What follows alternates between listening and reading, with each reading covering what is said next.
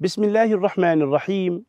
الحمد لله رب العالمين، والصلاة والسلام على من منه انشقت الأنوار وانفلقت الأسرار، وفيه ارتقت الحقائق وتنزلت علوم آدم فأعجز الخلائق، وله تضاءلت الفهوم فلم يدركه منا سابق ولا لاحق، صلى الله وسلم وبارك عليه وعلى آله وأصحابه أجمعين. أما بعد، حديثنا اليوم أيها الكرام عن دعوة الإسلام للوسطية في الفتوى والقضاء. بعض الناس يظن أن مسألة القضاء هذا أمر لا مرونة فيه ولا وسطية فيه ولا سماحة، وكذلك مسألة الإفتاء هي قول غليظ ينصب كالجلد على والسياط على ظهور الناس.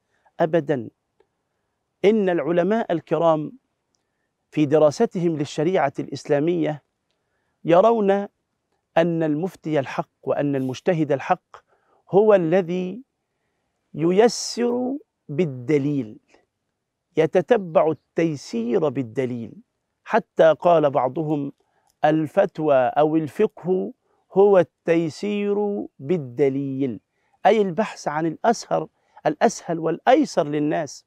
ولذلك السيدة عائشة رضوان الله عنها تقول: ما خير رسول الله صلى الله عليه وسلم بين أمرين إلا اختار أيسرهما ما لم يكن إثما، فإن كان إثما كان أبعد الناس عنه. والمتتبع لفتاوى سيدنا رسول الله صلى الله عليه وسلم وصحابته الكرام والعلماء الربانيين الذين يعرفون أسرار التشريع الإسلامي ودعوته للوسطية والسماحة يدرك تماما أن النبي صلى الله عليه وسلم كان ديدنه في الفتوى وفي القضاء التيسير على الناس. ولذلك نجد النبي صلى الله عليه وسلم حينما كان يستفتى وهو في الحج يأتيه رجل ويقول: يا رسول الله، إني نسيت الشعيرة فنحرت قبل أن أقصر، قصرت قبل أن أنحر، طفت قبل أن أسعى، سعيت قبل أن أطوف. كل ذلك يقول النبي صلى الله عليه وسلم: لا حرج. يقول: طفت قبل أن أسعى، يقول: لا حرج.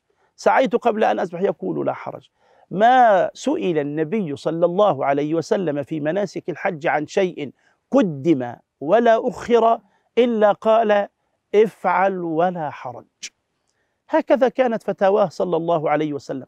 الآن نرى كثيرا من الناس يفتون الناس بأشياء تشق عليهم، تؤلب عليهم حياتهم، تجعل حياتهم والعياذ بالله كالجحيم بمجرد فتوى.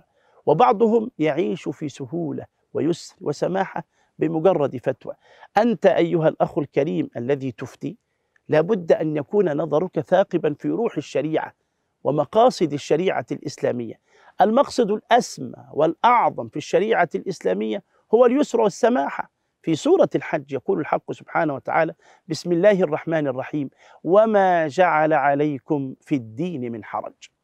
ولذلك إذا نظرت إلى فتاوى النبي صلى الله عليه وسلم حينما أتته السيدة هند بنت عتبة رضي الله عنها بعد أن أسلمت، قالت: يا رسول الله، جاءت تشكو إليه أبا سفيان زوجها، تقول: يا رسول الله، إن أبا سفيان رجل شحيح لا يعطيني ما يكفيني وولدي. ولدها معاوية بن أبي سفيان رضي الله عن الجميع، فكلهم صحابة.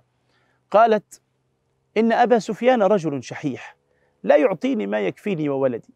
ماذا يقول لها النبي صلى الله عليه وسلم؟